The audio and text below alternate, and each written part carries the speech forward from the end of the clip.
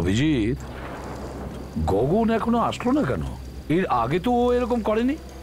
জানি না sir, phone করে তো বলেছিল খুবই আর্জেন্ট কাজ রয়েছে, এখনই এসে দেখা করুন। নিশ্চয়ই কোনো দরকারি কাজ আছে, না হলে ও এইভাবে আমাদের ডাকতো না। হ্যাঁ স্যার, যখনই ও আগে কখনো ফোন করেছে কাজের কথাই বলেছে। যাই বলো অভিজিৎ, ওই ছেলেটা খুব কাজের। স্যার সেই জন্যই তো ছেড়ে রেখেছি, অপরাধীদের সঙ্গে থাকার জন্য, না হলে এতদিন জেলেই থাকতো। ও এখানে আসতে বলেছে তো না? হ্যাঁ স্যার, এই জায়গার কথাই বলেছিল। বেশিরভাগ সময় এখানে এসেই আমার সঙ্গে দেখা করে।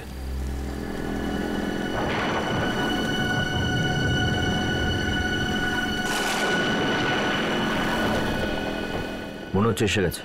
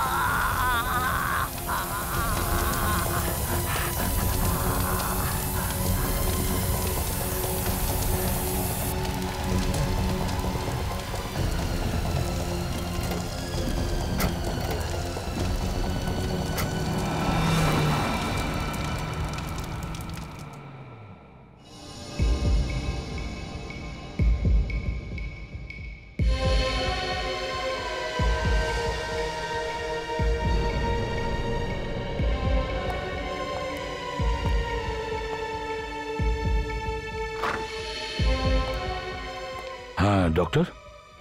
আই এম সরি স্যার, আমি ওকে বাঁচাতে পারলাম না।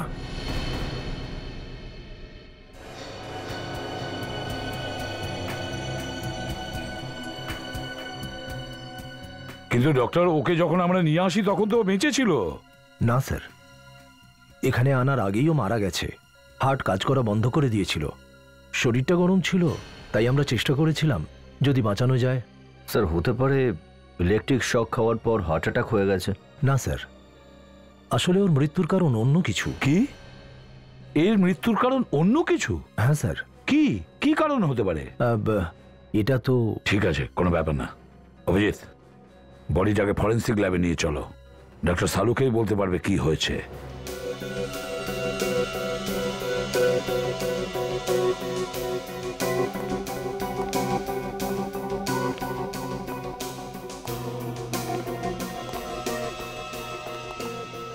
স্যার, স্যার যদি আকাশ থেকে বাজ ওর গায়ে পড়তো তাহলে শুধু ওর হাত আর পা কেন পুড়ে গেল? ওর তো পুরো শরীরটাই পুড়ে যাওয়ার কথা ছিল না? একদম ঠিক সারিকা, বড় বড় গাছ, বড় বড় বিল্ডিং পুড়ে যায়, এই লোকটির তো কোনো চিহ্ন থাকারই কথা নয়। শালুকে আমাদের চোখের সামনে ওর গায়ে বাজ পড়ে আর আগুন লাগতেই ও অজ্ঞান হয়ে যায়। না বস, যদি আকাশ থেকে বিদ্যুৎ এসে এর গায়ে লাগতো তাহলে তোমরা লাশটা নিয়ে আসতে পারতে না, এর ছাই নিয়ে আসতে। অ্যাশ। কিন্তু শালুকে বিদ্যুতের আগুন তো ওর গায়ে লেগেছে। হ্যাঁ, কারেন্ট তো লেগেছে। এটা কি ধরনের কারেন্ট স্যার? এটা কার গলা? স্যার আমি বলেছি। এর পরিচয়? সরি স্যার, আমার আগেই বলে দেওয়া উচিত ছিল। ও নিখিল, ইন্সপেক্টর নিখিল, সিআইডিতে নতুন অফিসার। ও নতুন ইন্সপেক্টর। আচ্ছা, এই ল্যাবের মধ্যে প্রথম দিনেই এর চোখে মুখে এত হাসি কেন?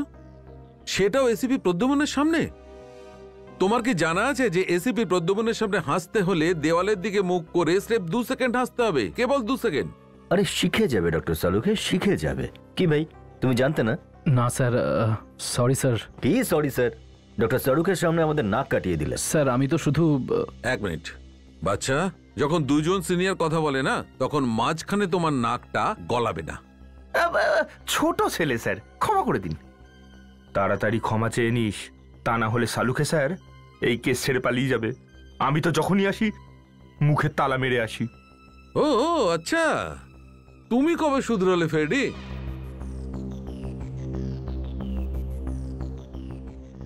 সরি স্যার, আর কোনোদিন ভুল হবে না। হ্যাঁ তো শালুকে। হ্যাঁ তো আমি যে কথাটা বলছিলাম বস, যেভাবে এর হাত আর পাটা পুড়ে গেছে তাতে আমার মনে হয় যে এর 250 ভোল্ট কারেন্টের শক খেয়েছে। কিন্তু শালুকে কারেন্টটা লাগলো তো লাগলো কিভাবে? ওখানে তো কোনো তার বা কেবল ছিঁড়ে পড়েছিল না, শুধু ইলেকট্রিকের একটা পোল ছিল। বস, ওর হাত আর পাটা দেখে মনে হচ্ছে যে ও এমন একটা জিনিস ধরেছিল যেটা থেকে ওই কারেন্ট এর শরীরে এসেছে আর এর হাত পা পুড়ে গেছে। ডক্টর সালুকেও আমাদের সামনেই বাইক ইলেকট্রিক পোলে লাগিয়েছিল। সেই সময় বিদ্যুৎ চমকায় আর আমরা দেখলাম ও পুড়ে গেল, আর ওর বাইকও। ওই পোলেই কারেন্ট ছিল অভিজিৎ, তাই তো যেই বাইকটা পোলে টাচ করলো ওতে কারেন্ট চলে এলো। কিন্তু ডক্টর, বাইকের টায়ার কিভাবে জ্বলতে পারে? ওটা তো রাবারের তৈরি, আর রাবার দিয়ে তো কারেন্ট পাস হয় না। এটা তোমাকে কে বললো? দেখো, যদি হাই ভোল্টের কারেন্ট হয় আর আর্থিং পেয়ে যায়, তাহলে বস রাবারের টায়ারেও কারেন্ট পাস করতে পারে। আর তাছাড়া এরকম কিছু কিছু রাবারও হয়, তাই না সালুকে? যেমন স্টিল বেল্ট রাবার বা কার্বন রাবার। এক্স্যাক্টলি। আবার কখনো এমনও হয় যে ওই হাই ভোল্টের কারেন্টের কারণে রাবারে আগুনও লেগে যায়। আর দেখো, টায়ারের মধ্যে তো স্টিলের বারও থাকে, হতে পারে যে ওই স্টিলের তারের মধ্যে দিয়ে কারেন্ট পাস করে গেছে। অভিজিৎ, আমাদের ওই ল্যাম্পপোস্টের কাছে গিয়ে আবার তদন্ত করে দেখতে হবে। ইলেকট্রিক সাপ্লাই লোকেদের ওখানে ডেকে নাও।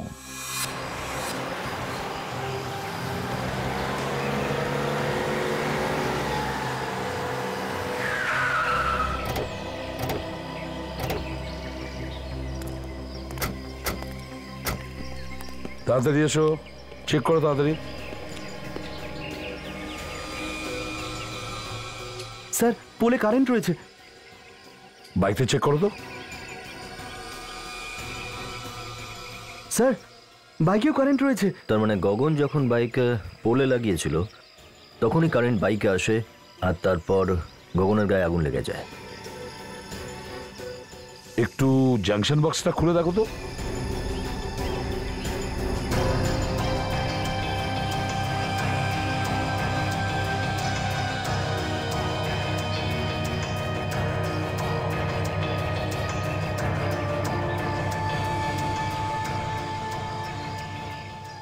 স্যার, এই দেখুন, বাইকের স্ট্যান্ডটা খারাপ, তাই হয়তো গগন বাইকটাকে পোলে হেলান দিয়ে রেখেছিল।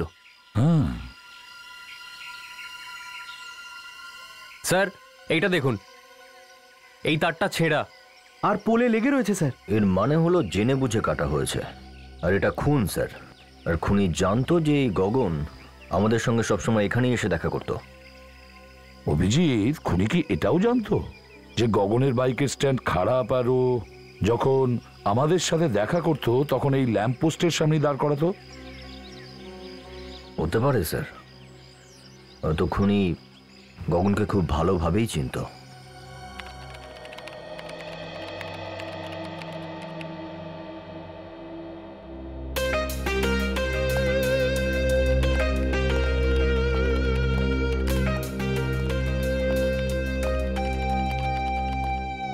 Hello sir.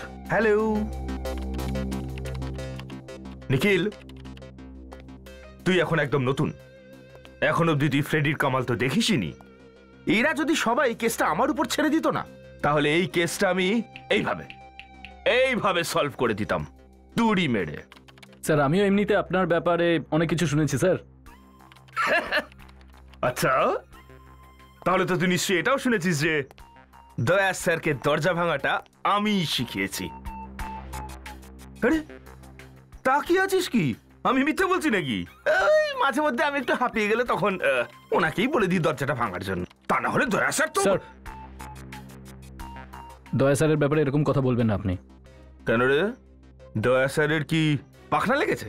দেখুন, উনি আমার গুরু, আর ওনার ব্যাপারে এরকম কথা আমি একদম শুনতে পছন্দ করব না। আরে আরে আরে, আমি তো জাস্ট মজা করছিলাম। আসলে আমি এটা বলতে চাইছিলাম যে মাঝে মধ্যে আমিও দয়া স্যারকে সাহায্য করি দরজা ভাঙার জন্য। আর স্যার, গগন এইভাবে মরার স্যার। লোক নয়, কিন্তু অপরাধীদের সঙ্গে থাকার অভ্যেস ছিল ওর। আর আমিও ওকে অনেক কিছু শিখিয়ে রেখেছিলাম, সব রকম প্যাঁচ পয়জার জানতো। কেউ না কেউ ওর পেছনে লেগেছিল স্যার অনেকদিন ধরে। হ্যাঁ দয়া, আর ও যেই হোক না কেন, ও জানতো যে গগন আমাদেরকে কি বলতে চলেছে। স্যার, যে কোনো মূল্যে এটা জানতে হবে যে ও কি বলতে এসেছিল। হতে পারে কোনো বড় ঘটনার বিষয়ে। হ্যাঁ স্যার, এমনিতে তো ও 3-4 দিন পরে দেখা করবে বলেছিল, কিন্তু হঠাৎই ফোন করে আমায় ডেকে নিল। নিশ্চয়ই কোনো জরুরি কথা ছিল স্যার। গগনের রেকর্ড আমাদের কাছে আছে না? হ্যাঁ স্যার। তাহলে দেখো কার সাথে যোগাযোগ করতো, সেখান থেকেই জানতে পারবো আমরা। স্যার, ওর পরিবারের লোকেদেরও জিজ্ঞাসাবাদ করা যাক। হ্যাঁ অভিজিৎ, ওর বাড়ির লোককেও জিজ্ঞাসাবাদ করো, ওর ফোন রেকর্ড চেক করো, আর দেখো ও কার কার সাথে কথা বলতো, কার কার সঙ্গে দেখা করতো। যে করেই হোক, আমাদের খবর নিতে হবে যে কাজটা কে করছে।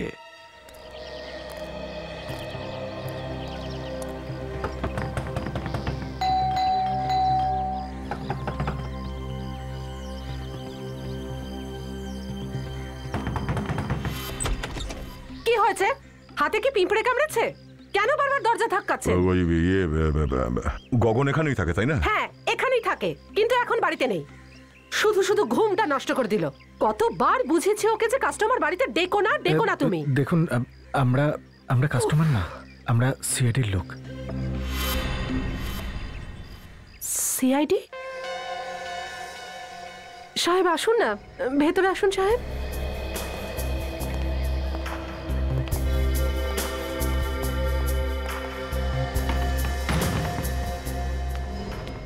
আবার কি হলো সাহেব? আমার স্বামী আবার কোথাও গন্ডগোল পাকিয়েছে? দেখুন সাহেব, এখনো সবকিছু ছেড়ে দিয়েছে। এখন তো আমার স্বামী প্লাম্বারের কাজ শুরু করেছে। আমরা জানি সেটা। তাহলে কি হয়েছে সাহেব? দেখুন, আপনার স্বামী তো কিছু করেননি। তাহলে ওই বলুন না, কি করেছে আমার স্বামী? তোমার স্বামী মারা গেছেন, কেউ একজন ওকে খুন করেছে। অজ্ঞান হয়ে গেছে, জল নিয়ে এসো নিখিল, কুইক। আঘাতটা সহ্য করতে পারেনি বেচারি।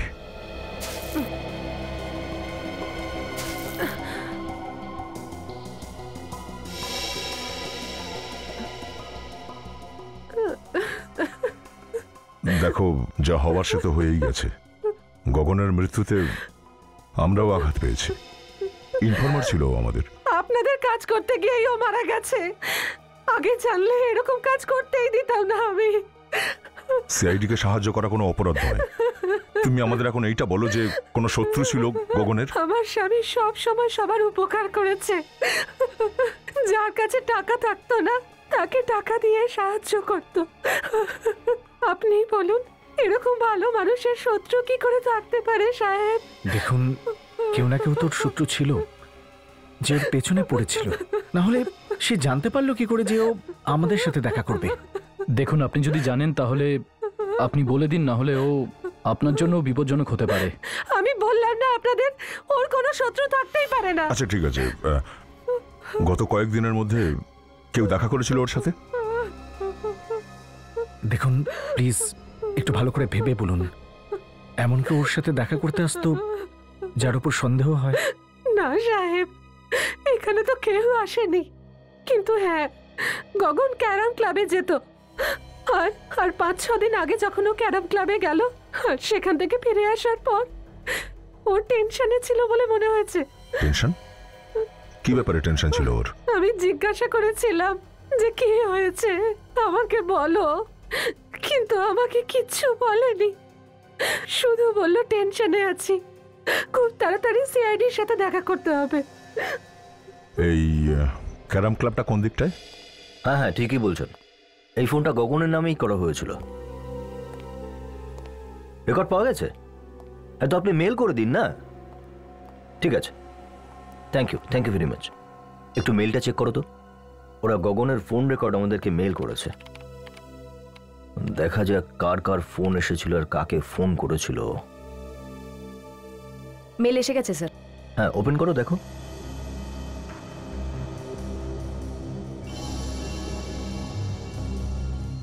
এই নাম্বার তো, এটা দেখেছো? অনেকবার ফোন এসছে এই নাম্বার থেকে। হ্যাঁ স্যার, 20 বার এসেছে। 20 বার? হ্যাঁ দয়া, কি খবর? কি বললো গগনের স্ত্রী? আচ্ছা, 6 দিন আগে ক্যারাম ক্লাব থেকে এসেছিল আর টেনশনে ছিল। ওকে, হ্যাঁ, ফোন রেকর্ড চেক করে নিচ্ছি। না, ওটা আনিয়ে নিয়েছি আমি। হ্যাঁ, ওকে ওকে। 6 দিন আগে ওর ফোন এসেছিল আর তারপর থেকে খুব টেনশনে ছিল। 6 দিন আগে কার ফোন এসেছিল? এটা তো ওই নাম্বারটাই যেটা থেকে 20 বার ফোন এসছে। একটু খুঁজে দেখো তো কার নাম্বার এটা।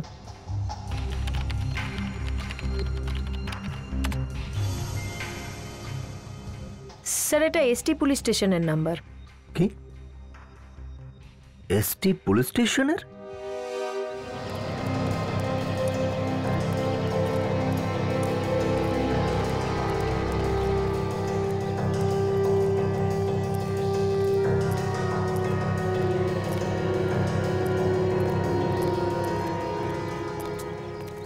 আসুন দাদা আসুন। এই রামু, ওনাদের ভেতরে বসা। আমরা এখানে খেলতে আসিনি আজ, একজন খেলোয়াড়ের সম্পর্কে খোঁজ করতে এসেছি। কোন খেলোয়াড়ের কথা বলছেন স্যার? গগনের ব্যাপারে। ও গগন, হ্যাঁ ওইখানে আসে, কিন্তু আজ এখানে আসেনি। কোনো কাজ থাকলে বলুন, আসলে আমি ওকে বলে দেবো। ও আর কোনোদিনই আসবে না এখানে। এ কি কথা বলছেন স্যার? আপনারা কে বলুন তো? আমরা সিআইডি অফিসার। সিআইডি? হ্যাঁ, গগনকে কেউ একজন খুন করে দিয়েছে। গগনদাকে কেউ খুন করে দিয়েছে? এখানে ওর বন্ধু কে কে আছে? ড্যানি আর কাকা। এখন কোথায় পাওয়া যাবে দুজনকে? কোথাও যেতে হবে না, এখানেই আছে। আসুন স্যার। ড্যানি, কাকা, সিআইডির লোক এসছে দেখা করতে। সিআইডি দেখা করতে কেন এসেছে? আমরা কি করেছি? আমরা গগনের ব্যাপারে কিছু কথা জানতে চাই। স্যার, ওকে যা জিজ্ঞেস করতে হবে ওকেই জিজ্ঞেস করুন না। এই যা, গগনকে ওর বাড়ি থেকে ডেকে নিয়ে আয়। কারোর কোথাও যাওয়ার দরকার নেই, যেটুকু জিজ্ঞাসা করছি তার সোজাসুজি উত্তর দাও, বাস। আর সেটা বলো যে তোমরা গগনের ভালো বন্ধু তো? হ্যাঁ হ্যাঁ। গগন এখন কোথায় আছে জানো কি? না স্যার। দেখো, কাল রাতে কেউ গগনকে খুন করে দিয়েছে। খুন? গগনকে? কে করেছে স্যার? 6 দিন আগে গগন তোমাদের সঙ্গে এখানে এসেছিল। 6 দিন আগে? হ্যাঁ, 6 দিন আগেও আমাদের সাথে এখানে এসেছিল, কিন্তু আমাদের সাথে আবার ফেরত যায়নিও। তাহলে কার সঙ্গে গিয়েছিল? ওর কোনো নতুন বন্ধুর সঙ্গে দেখা করবে বলছিল। এই তোমরা দুজন ছাড়া ওর আবার নতুন বন্ধু কোত্থেকে এলো? স্যার, আমরা ছাড়া ওর আর কোন নতুন বন্ধু আছে সেটা তো আমরা বলতে পারবো না, কিন্তু হ্যাঁ, আমরা চলে যাওয়ার পরে ও আরো অনেকক্ষণ এখানে বসেছিল। তারপরে স্যার, কে এসে ওর সাথে দেখা করেছিল সেটা আমরা জানি না। আচ্ছা, এটা বলো যে এখানে গগনের সাথে দেখা করতে কাউকে দেখেছিলে? স্যার, দেখা করতে তো কাউকে দেখিনি, কিন্তু অনেকক্ষণ ধরে এখানে বসেছিল। আচ্ছা, ওর কি এখানে কারোর সঙ্গে কোনো ঝগড়া ছিল? হ্যাঁ স্যার, ছিল। জিতু আর গগনের মধ্যে রোজ ঝগড়া লাগতো, নাম শুনলেই লেগে যেত। জিতু কে আছে এখানে? স্যার, আমরা ওর নামটা শুনেছি যদিও, কিন্তু আমরা ঠিক জানি না যে ও কে। স্যার, আমি চিনি জিতুকে, অনেকবার আমার সামনে ওদের দুজনে ঝগড়া হয়েছিল। জিতু গগনকে প্রাণে মারার হুমকিও দিয়েছিল স্যার। স্যার, কোথাও জিতুই করেনি তো? এই জিতু কোথায় থাকে, ওর অ্যাড্রেসটা দাও। স্যার, বড়িবালির কোথাও থাকে। স্যার, আপনারা এখানে? কি হয়েছে স্যার? গগন নামে তুমি কাউকে চেনো? গগন? হ্যাঁ। এই ওর ছবি? না স্যার, এই ছেলেটাকে আমি আগে কখনো দেখিনি। এই গগনকে এখান থেকে, এই পুলিশ স্টেশন থেকে অনেকবার ফোন করা হয়েছে। জানি না স্যার। হ্যাঁ। আপনাদের মধ্যে কেউ গগন নামে কাউকে কোনোদিনও ফোন করেছেন? না স্যার। গগনের ফোন রেকর্ডে এখানকার ফোন নাম্বার রয়েছে, ফোন তো এখান থেকেই করা হয়েছে। জানি না স্যার। একটু মনে করুন, বাইরের কেউ হতে পারে, এখানে তো অনেকেই আসে। তা নয় স্যার, বাইরের কোনো লোকই এই ফোন ইউজ করতে পারে না। তাহলে তো এখানকারই কেউ হবে, খুনির সঙ্গে যে জড়িত। তোমাদের মধ্যে কেউ যদি গগনকে ফোন করে থাকো, যদি ওর সম্পর্কে কিছু জেনে থাকো, তাহলে আমায় বলে দাও, এখনো সময় আছে। না স্যার, আমরা করিনি। না স্যার, আমি ফোন করিনি। তোমরা যেতে পারো। স্যার, ওরা 3 জন নতুন জয়েন করেছে, সন্দেহ ওদের ওপরই ছিল।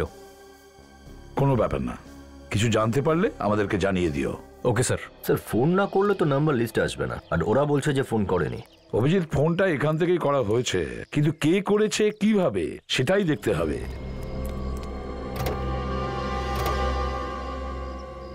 স্যার।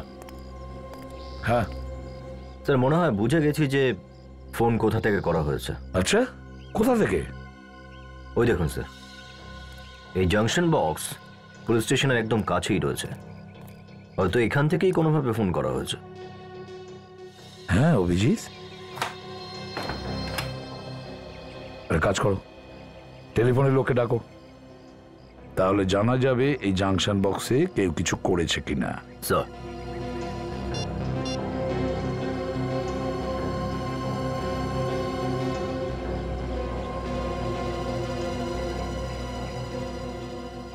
এই এরিয়ার সমস্ত টেলিফোন লাইনস এই জাংশন বক্স থেকে জোড়া আছে? হ্যাঁ স্যার। আচ্ছা, পুলিশ স্টেশনের লাইনটা চেক করো। দেখো ওখানে কোনো গোলমাল করেছে কিনা।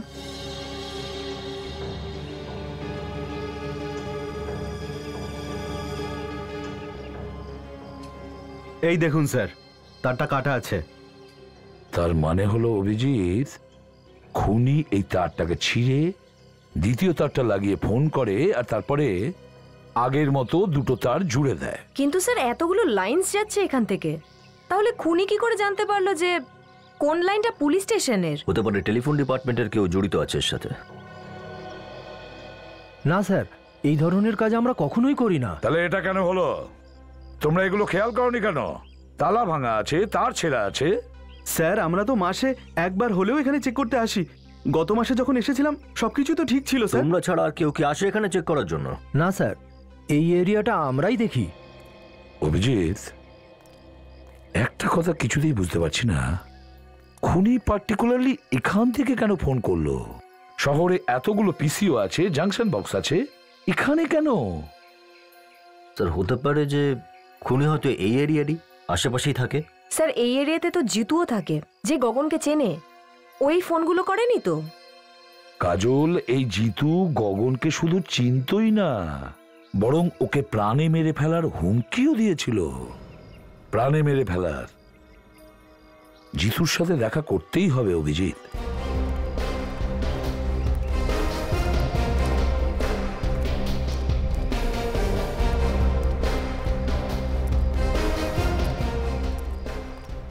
এই যে, আচ্ছা দাদা, এই জিতু এখানেই থাকে? হ্যাঁ এখানেই আছে কি বাড়িতে? কি জানি, হতে পারে, গিয়ে দেখে নিন।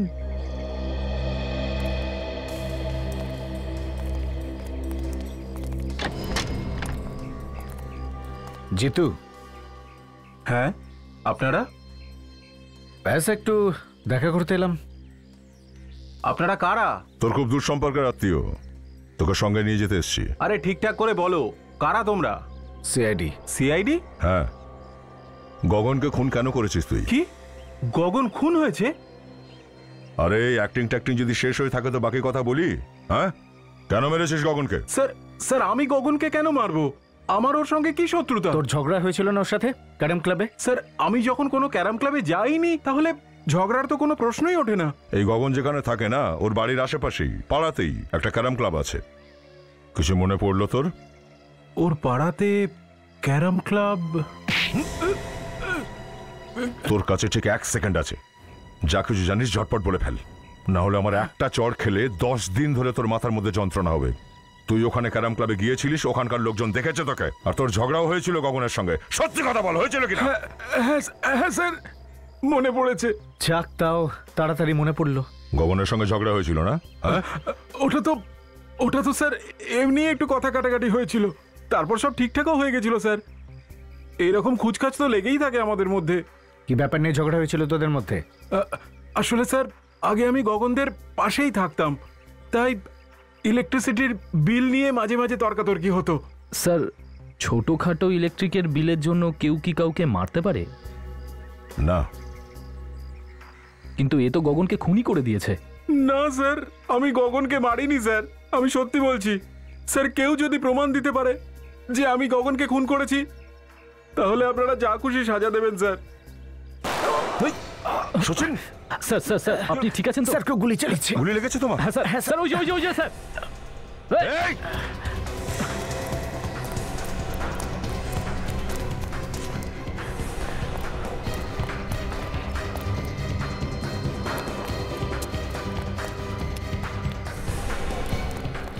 নিখিল, তুমি এদিক দিয়ে যাও।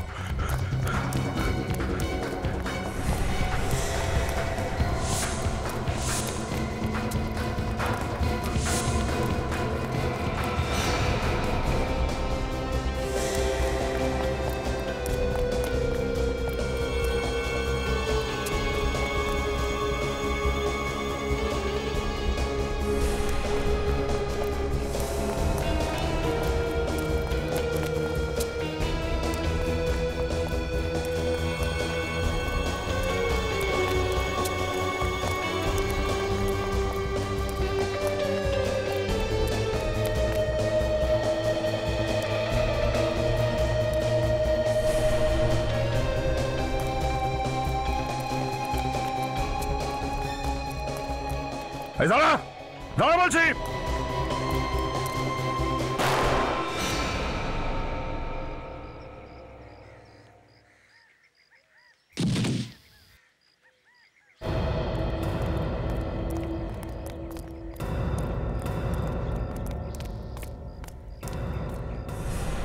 চিৎ করো দেখি।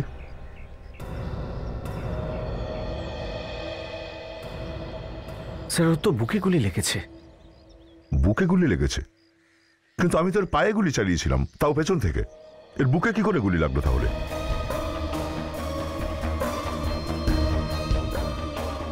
কিন্তু স্যার পেছন থেকে গুলি লাগলে তো পিঠে গুলির ক্ষত থাকবে, কিন্তু পিঠে তো কোনো ক্ষত নেই। সচিন, কেউ সামনে থেকে গুলি চালিয়েছে। দেখো আশেপাশে কেউ লুকিয়ে বসে আছে কিনা। কুইক।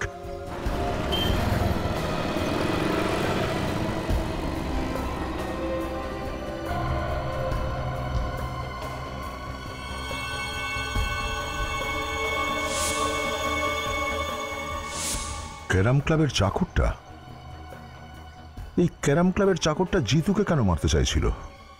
জিতু, গগন আর চাকর, তিনজনের মধ্যে গগন আর জিতুর মধ্যে ঝগড়া হয়, যার ফলে গগন মারা যায়। তারপরে চাকর জিতুকে মারার চেষ্টা করে, কিন্তু ও নিজেই মারা যায়। কিন্তু বুঝে উঠতে পারছি না এই তিনজনের মধ্যে সম্পর্কটা কি। আমার মনে হয় এর পিছনে চতুর্থ কেউ আছে, যে চাকর টাকা দিয়ে জিতুর উপর হামলা চালিয়েছে, কিন্তু চাকর ফেল করায় ও ধরা পড়ে যাওয়ার ভয়ে চাকরটাকেও খুন করলো। কিন্তু স্যার, ও জানতে পারলো কি করে যে আমরা জিতুর বাড়িতে যেতে চলেছি? সেটাই তো যে লোকটা এই সমস্ত করাচ্ছে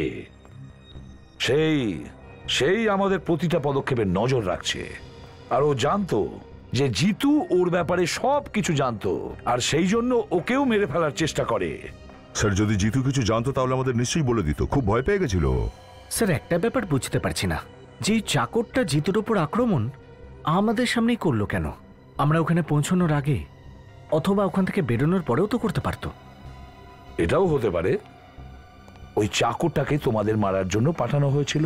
স্যার, যদি আমাদের মারার জন্যই পাঠিয়ে থাকে তাহলে দ্বিতীয়বার হামলা করার আগে 10 বার ভাবতে হবে। কিন্তু যদি জিতুকে মারতে চায় তাহলে দ্বিতীয়বার হামলা চালাতেই পারে। স্যার, গগনকে খুনি ফোন করেছিল পুলিশ স্টেশনের জাংশন বক্স থেকে, যাতে সন্দেহ জিতুর উপরে পড়ে।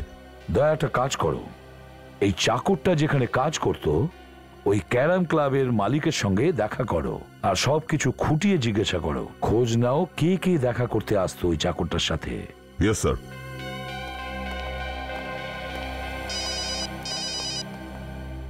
হ্যালো, কি? কোথায়? ঠিক আছে, আমরা আসছি। কি হয়েছে অভিজিৎ? স্যার, পাহাড়ি এলাকায় একটা লাশ পড়ে আছে। লাশ? তোমার চাকরি যখন তোমার চোখের সামনে এত সব ঝামেলা পাকা ছিল, তার মানে তুমি ওর সঙ্গে যুক্ত? হ্যাঁ, জড়িত আছো চাকরের সঙ্গে তুমিও? ভগবানের দিব্যি স্যার, সত্যি ওর খারাপ কাজগুলোর ব্যাপারে আমি কিছু জানতাম না। তোমার চাকর 24 ঘন্টা এখানে পড়ে থাকতো, তাহলে কেন জানো না? স্যার 24 ঘন্টা তো ওরা থাকে না, কখনো কখনো বাইরে ঘুরে ফিরে আসতেও তো যায়। ওর সাথে দেখা করতে কে কে আসতো এখানে? স্যার দেখা করতে তো অনেক লোকই আসতো, কিন্তু বেশিরভাগ লোকই ওই গুন্ডা টাইপের। ও, তার মানে উল্টোপাল্টা কাজে জড়িত ছিল, সেই জন্যই খুন হয়ে গেছে ও। কালকে কেউ এসেছিল ওর সঙ্গে দেখা করতে এখানে? স্যার দেখা করতে কেউ আসেনি। হ্যাঁ, একটা ফোন অবশ্যই এসেছিল, আমি ওকে কথা বলতে শুনেছিলাম। কি কি কথা বলছিল ফোনে? স্যার ও কোনো একটা মর্গের ব্যাপারে কথা বলছিল। মর্গের ব্যাপারে কথা বলছিল? ক্যারাম ক্লাবে কাজ করা একটা লোক মর্গের ব্যাপারে কথা বলছিল কেন? আর কি শুনেছেন আপনি? স্যার আমি তো সেভাবে কিছু শুনিনি। তারপরে ও তাড়াতাড়ি আমার কাছে এলো আর বলল যে ওর কোনো এক আত্মীয়ের অ্যাক্সিডেন্ট হয়েছে, সেই জন্য ওকে যেতে হবে। সময় কত হয়েছিল তখন? তাও ধরুন দুপুর 2টো নাগাদ হবে। দুপুর 2টোর সময়? এখানে আশেপাশে যতগুলো মর্গ আছে সেই সবগুলোতে এই চাকরের ছবিটা দেখিয়ে আমাদের জিজ্ঞাসা করতে হবে। কোনো না কোনো প্রমাণ নিশ্চয়ই পাবো। চলো।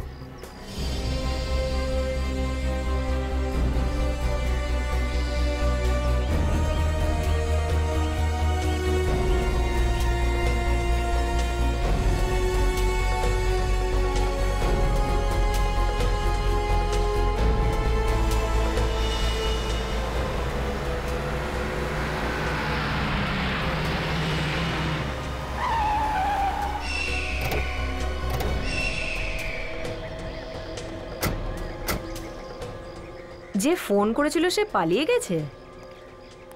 সেটাই তো প্রবলেম, কেউ পুলিশের চক্করে পড়তেই চায় না। স্যার অ্যাক্সিডেন্টের কেস মনে হচ্ছে। কিন্তু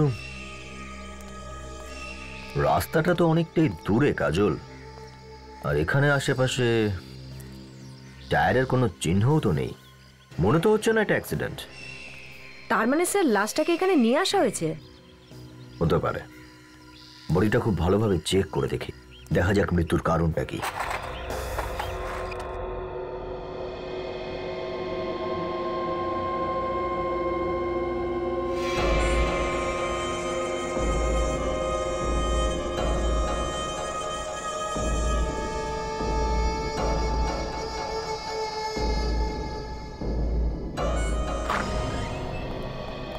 স্যার, তুমি এখানকার ইনচার্জ? হ্যাঁ, আমি এখানে দেখাশোনা করি। কিন্তু আপনারা? আমরা সিআইডি অফিসার। আপনারাও জেনে গেছেন এই লাশটার ব্যাপারে? লাশের ব্যাপারে? হ্যাঁ, ওই লাশটার ব্যাপারেই আপনারা জিজ্ঞেস করতে এসেছেন, যেটা চুরি হয়ে গেছে। চুরি হয়ে গেছিল? হ্যাঁ, চুরি হয়ে গিয়েছিল, ওই ব্যাপারেই। স্যার আমাকে বিশ্বাস করুন স্যার, আমি জানি না হঠাৎ করে কিভাবে লাশটা গায়েব হয়ে গেল স্যার। লোকে মিথ্যে বলছে যে লাশটা আমিই চুরি করেছি। আমি লাশ চুরি করতে যাবো কেন? তাহলে কে চুরি করলো লাশটা? আমি জানি না স্যার। জানি না মানে? এই জায়গার দেখাশোনা তুমি করো তো, জানো না মানে? স্যার, ওকে কেউ অজ্ঞান করে এখান থেকে লাশ নিয়ে চলে গেছে। আচ্ছা, এই ফটোটা রাখো তো। এই লোকটাই ছিল? স্যার, কেউ পিছন দিক থেকে আমার মাথায় মেরেছে। আমি ওর মুখটা দেখতে পাইনি স্যার। কটা নাগাদ ঘটেছিল এটা? এই গতকাল 2:30টার সময় হয়েছে। স্যার, এই কাজটা নিশ্চয়ই রামুই করেছে। হ্যাঁ স্যার, ওই ক্যারাম ক্লাবের মালিক বলছিল রামু ওখান থেকে 2টো নাগাদ বেরোয়, আর এই জায়গা ওখান থেকে 20-25 মিনিট দূরে। কিন্তু রামু লাশটা চুরি করতে যাবে কেন? কি করবে ও লাশটা নিয়ে? আচ্ছা, ওই লাশটা ছিল কার? স্যার, অ্যাক্সিডেন্টাল একটা কেস ছিল, ওটা শনাক্ত হয়নি। লাশের ছবিটা তো তুলেছিলে? হ্যাঁ স্যার, আমাদের রেকর্ডে সেটা আছে। ঠিক আছে, ওটা নিয়ে আসো। হ্যাঁ স্যার।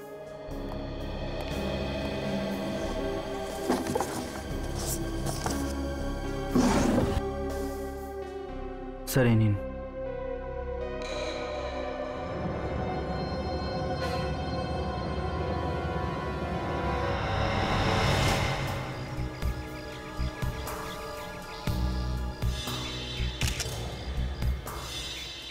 মনে তো হচ্ছে এটা অ্যাক্সিডেন্টেরই কেস, কিন্তু অ্যাক্সিডেন্টটা এখানে হয়নি কাজল। এটা কি করে বুঝলেন স্যার? প্রথমত এই লাশটা আজকের নয়, দ্বিতীয়ত অ্যাক্সিডেন্ট যদি এখানেই হতো তাহলে মাটিতে এখানে আশেপাশে রক্ত থাকতো, কিন্তু মাটিতে কোথাও রক্তের দাগ নেই। রক্ত তো শুধু বডির উপরে রয়েছে আর ওর মুখে, আর কোথাও রক্ত নেই। এটা কি?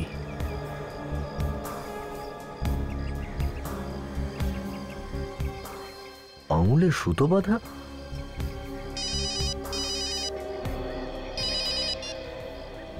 হ্যাঁ সচিন, বলো। কি মর্গেট থেকে লাশ চুরি হয়ে গেছে? হ্যাঁ হ্যাঁ, এক মিনিট একটু এই লাশের চেহারা কেমন বলো তো? হ্যাঁ, হুম, আরে তুমি যেমন লাশের কথা বলছো তেমন লাশ তো আমাদের সামনে পড়ে রয়েছে, আর এর পায়েও সুতো বাঁধা রয়েছে। যেমন মর্গে থাকে না লাশের পায়ে নাম্বারিং এর জন্য, তেমনই। হ্যাঁ, অ্যাক্সিডেন্টালি লাশ। ও, মনে হচ্ছে এটা কোনো একটা ষড়যন্ত্র। লাশ এখানে এনে ফেলে রেখেছে আর আমাদেরকে ফোন করে ডেকে নিয়েছে।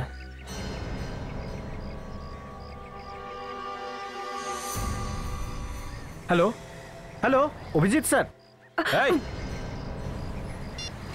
মোবাইল দে।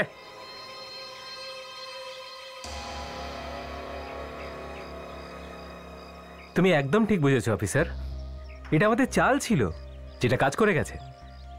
আমি তো এর আগে কখনো এই কথাটা ভাবিনি যে সিআইডির লোকেরা এত বোকা হবে যে আমাদের সহজ একখানা জালের মধ্যে ফেসে যাবে।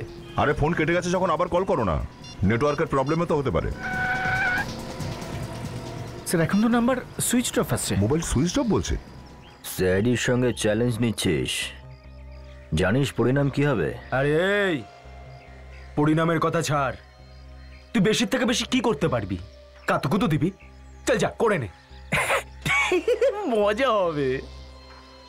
পিঁপড়ের যখন পাখনা গজায় তখন সে আগুনের দিকে ছোটে। তোরা নিজেদের মৃত্যু নিজেরাই ডেকে আনলি। স্যার কাজলের ফোনও বন্ধ আসছে। কি দুজনের ফোন একসাথে সুইচ অফ? এ তো অন্যরকম গন্ধ পাচ্ছি আমি। আর অভিজিৎ স্যার বলছিলেন যে এই সবকিছু একটা চাল। স্যার কোথাও অভিজিৎ স্যার আর কাজল বিপদে নেই তো? শোনো নিখিল, সিআইডি অফিসারের জীবন সব সময় বিপদ সংকুল। নড়বে না অফিসার, না হলে গুলি চালিয়ে দেবো। এই দে, এই বন্দুকটা দে। হ্যাঁ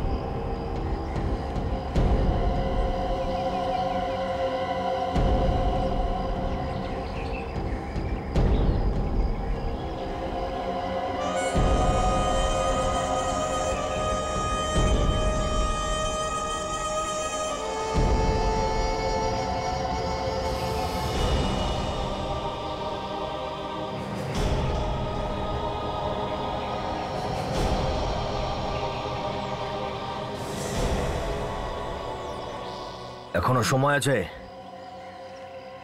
এখনো ভালোভাবে নিজেদের স্যারেন্ডার করে দে। এসব নাটক বন্ধ কর, বুঝলি? তোর মরার সময় এসে গেছে, তবুও তোর ভাষণ দেওয়ার স্বভাবটা এখনো গেল না, তাই না? উপরে যখন উপরে যাবি না তোরা, দেখবি অনেক চোর ডাকাত তোদের জন্য উপরে বসে আছে। তাদেরই তোরা ওখানে বসে শোনাতে থাকিস তোদের গল্প। আমাদেরকে মারতে কেন চাইছো? কারণ তোদের দুজনকে যখন ছটপট করে মরতে দেখবো, আমার বুকের ভেতরে যে প্রতিশোধের আগুনটা জ্বলছে সেটা শান্ত হবে। প্রতিশোধ? কিসের প্রতিশোধ? হ্যাঁ, তোমরাই আমার ভাইকে ধরে ফাঁসি কাঠে চড়িয়েছ, আর আমরা কিচ্ছু করতে পারিনি। কে কে ছিল তোর ভাই? জাগিয়া। যজ্ঞা? যজ্ঞা তোর ভাই ছিল? হ্যাঁ, সেই জাগিয়া যার নাম শুনে তোমাদের পা কাঁপতে থাকে। না জানি কত পরিবারও শেষ করেছে, কত বাচ্চাকে অনাথ করেছে। ওর ফাঁসি হতো না তো আর কি হতো? ফাঁসির থেকেও বড় যদি কোনো শাস্তি হয়ে থাকে তাহলে সেটা ওর পাওয়া উচিত ছিল। দেব, ওর থেকেও বড় শাস্তি তোদের দেব। এই চিল কাকেরা তোদেরকে যখন কুড়ে কুড়ে খাবে খুব ভালো লাগবে। তোদের দুজনকে এমন মৃত্যু আমি দেব যে আজকের পর থেকে সিআইডির লোকেরা এই ঘটনাটাকে চাইলেও ভুলতে পারবে না। এই খাদে পড়ে চিৎকার করবে আর নিজেদের মৃত্যুর জন্য অপেক্ষা করবে।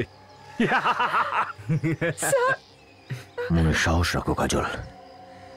সিআইডি অফিসারদের জীবনের প্রতি পদের মৃত্যু। মৃত্যুতে আবার কিসের ভয়? আমরা সকালে যখন বাড়ি থেকে বেরোই তখন কি আমরা জানি এটা যে বাড়িতে আর ফিরবো কিনা? সাহস রাখো মনে। কার দড়ি?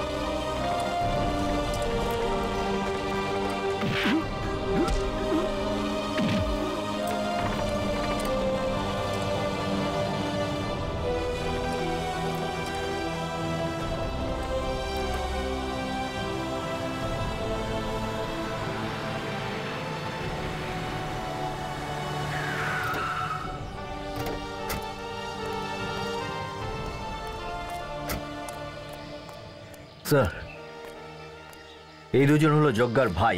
পুরো সিআইডি টিমের উপর প্রতিশোধ নিতে চাইছিল। সিআইডির ওপরে প্রতিশোধ? কখনো স্বপ্নেও ভাবতে যেও না, বুঝেছ?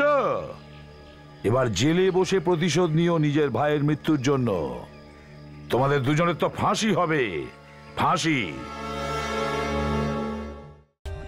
For more updates, subscribe to our channel, click the show links and enjoy watching the videos.